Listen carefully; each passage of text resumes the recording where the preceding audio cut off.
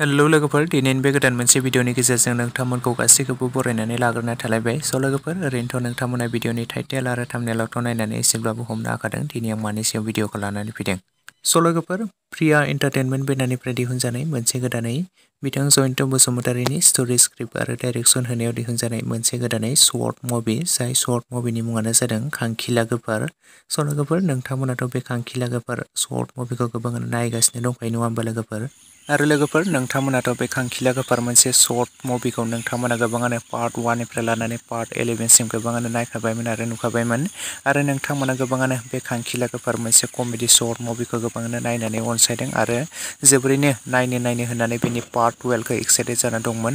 लोगोफोर, बेनि पार्ट 12 आ दाखालिसो रिलिज जानानै थांबाय। लोगोफोर, नोंथांमोना जुदि दासिमाव बे खांखिला गोफार मोनसे कमेडि शर्ट मुभिनि पार्ट 12 खौ दासिमाव नायालासिनो थादोंब्ला फेमिलि एन्टारटेनमेन्ट चेनेलाव नोंथांमोना बयबो थांनानै नायहैब्लानो जाबाय दे लोगोफोर। आरो सोर नोंथांमोना बे खांखिला गोफार मोनसे कमेडि शर्ट मुभिनि दासिम पार्ट 12 खौ नायखो आरो नायनानै माबोरै मोनखो बयबो कमेन्ट सेक्सननि गेजेरजों लिरना फोरमायहरोब्लानो जाबाय लोगोफोर।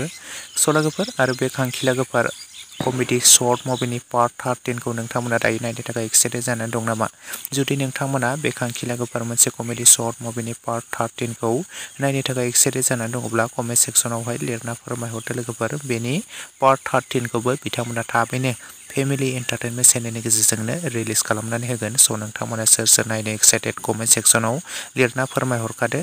नोंथांमोना बयबो बे खांखिला गोफार मोनसे कमेडि शर्ट मुभिनि पार्ट 13 खौ नायनो थाखाय एसे नेनानै थाथ'लायोब्लानो जाबाय लोगोफोर। लोगोफोर, लोगोसेनो दिनैनि शर्ट आपडेट भिडिअ बेखिनियावनो।